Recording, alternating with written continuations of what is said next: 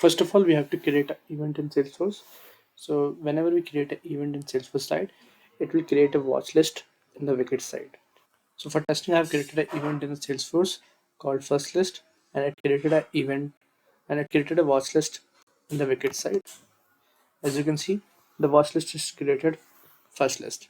So when the watch list is created, we are storing the watch list ID in the Salesforce. So this ID will be stored on the Salesforce as a Wicket watch list ID.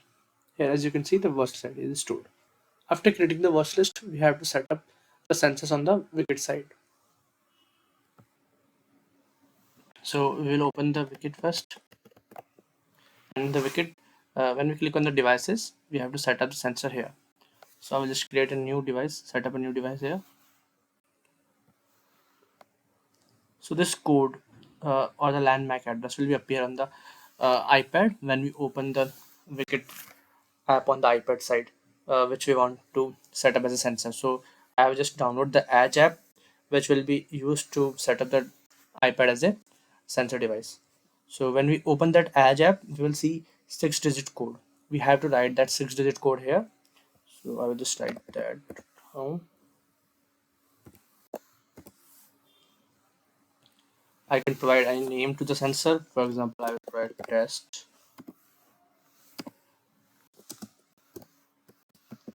iPad. We are not selecting any property because we are managing the venues in the Salesforce side. So I will just click save.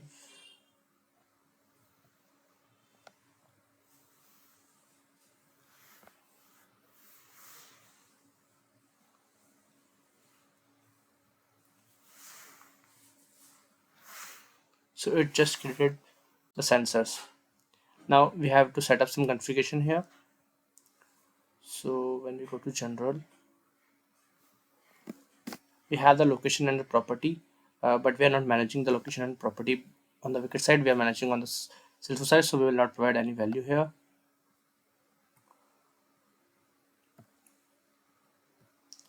Now, what will the mode for the sensor to check if the facial authentication is successful or not?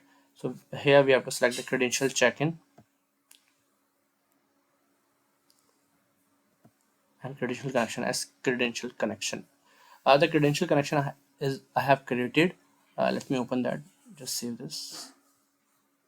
So for creating the credential connection, so it is basically a webhook which the Wicket will hit on the Salesforce side. So for creating this, we have to go to the client setting, and here on the connections, when we click on add new connection, we will have the option of creating of connection type. So we will here select the credentialing, and we can have all the details here which will create the connection. So I have already created this connection, which is this credential connection. You have to provide the name and the interaction webhook URL. So this URL is generated from the Salesforce. So we will create a Salesforce Apex class which will be used. So whenever authentication is happening on the Wicket side, it will call this Salesforce Apex class for the processing that if it is a valid authentication or not. So this will URL will be provided from the Salesforce side when a developer create a Apex class. We have to paste that URL here, and then just click save. So it will create a credential connection. Now on the devices, we have to use this credential connection which we just created. After this, we have the list option. So the list is basically the watch list or the event which we have created in the Salesforce side. So this event will tell the sensor that these are the valid users. So we have to select this. So I have only one watch list, which is first list. So I will select that and click save. These are the settings for the sensors which we can modify as per our needs. Right now I will not change anything. Now the sensor is set up on the Wicket side.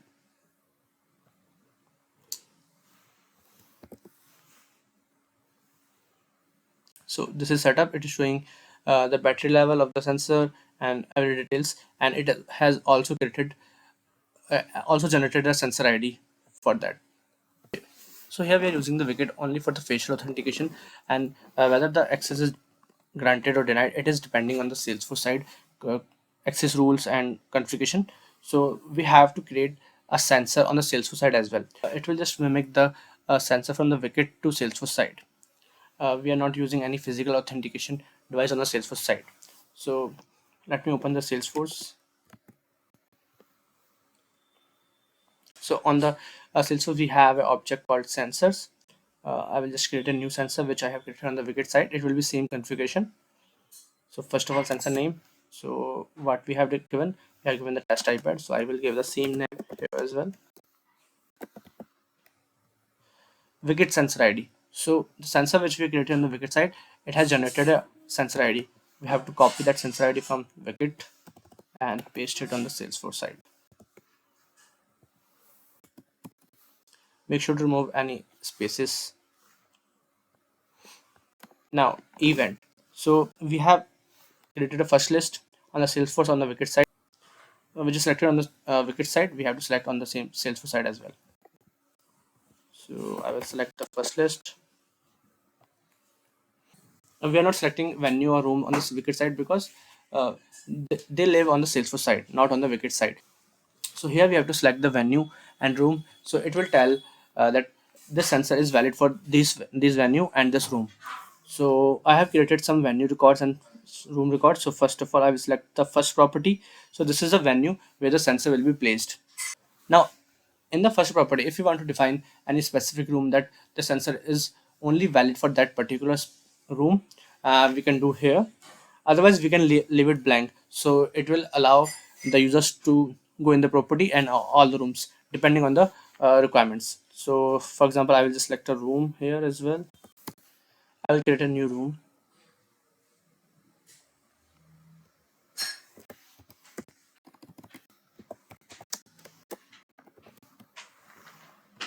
VIP room, and the venue is first property. And these are the basic details which we can fill for any room. I will just leave it blank. Now our sensor is set up on the Salesforce side. After creating the sensor on the Salesforce side, now when we click, now we create any registration record for any event. For example, we have this event. Now if I create a registration, so when we create a new registration on the Salesforce side, it will create a new person on the Wicket side. So first of all, it will check that if the person is exist on the Wicket side or not.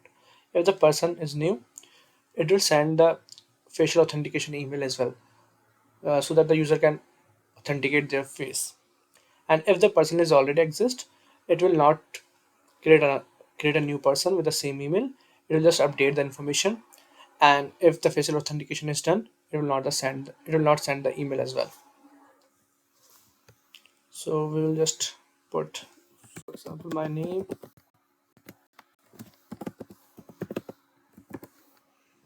and the email. So whether the person exists on the Wicket side or not, it depends on the email. So if the email is same, it will consider the person to be exist on the Wicket side. So after providing the email and the first name and last name, we have the level. So what level access does the person have? So we have multiple options. For example, we will just select the VIP and click the save. After registration record is created, we will receive the facial authentication email on the email, and that person is also created on the Wicket side. So if I go to people, my user is created on the Wicket side. For now, it is not showing any photo count because we have not added the facial authentication. So if I just open my email which I have received and click on the verify ID,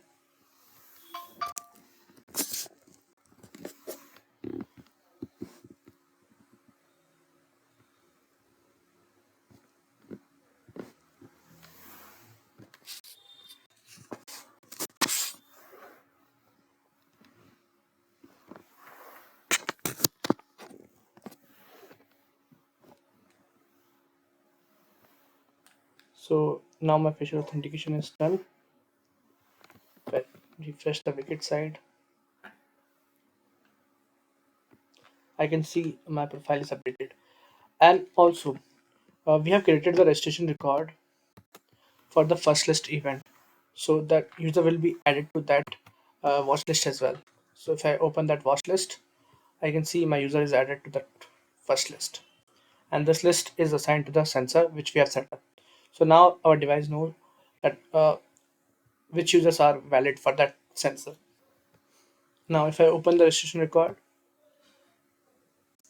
I can see the Wicket person ID is also populated on the Salesforce side, and this person ID is from the Wicket which the user is which the user is created right now. So this user's ID is uploaded on the registration record on the Salesforce side, so that we can have a communication between both the platforms. Now we have to create the access rules on the Salesforce side, and the access rule will define that what access the users will have. So we'll go to the access rules and we'll create a new access rule. So we are talking about the venue. So when we created a sensor, we added the venue. So we are talking about the first property venue. So I will create the access rule for the first property and the room. So on the sensor, we have defined that the sensor is placed on the first property and the room is VIP room. So if I don't define the room, it will not give the access to the user. So for now, I will not define any room allowed level. It should be same as the registration. So if the allowed level is not matching, so it will also not give access to the user. So in the registration record, we have the level as VIP. So if I set this as a VIP, it will provide the access. Otherwise, it will not. The event is the first list and it is active. Now it is created. So now we have access rule created, which does not have any room, and it is only valid for first list, and the venue is first property. Now if I open the sensor and scan my face, it will just check that if I have the access rule and access rule is valid.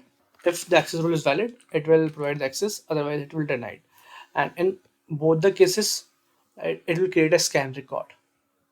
So what is scan record? Scan records will always be created whether the authentication is declined or granted. So it will provide an logs for the reporting purposes. So I will just open the sensor and scan my face.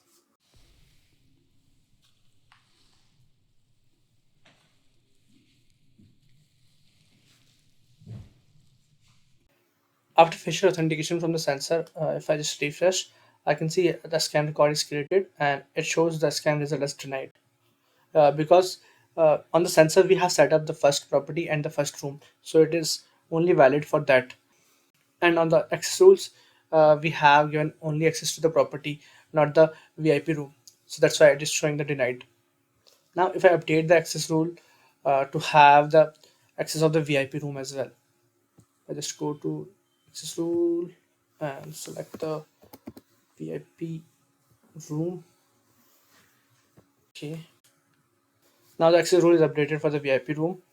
And now if I do the scan again, I should get the access. Just let me open the sensor again.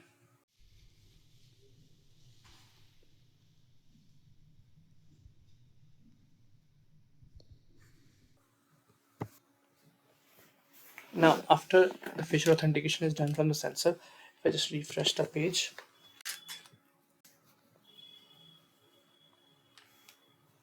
as you can see, a new scan record is also created, and now the result says granted because we updated the access rule to have the VIP room. So that's why it is working, and we can see the scan record shows us it is done. And if we open the registration record, so this is a registration record which we have done the check-in. Right now it is set as false. So if I just refresh this, it will update to true because the authentication part is done and the user is checked in for that particular registration record.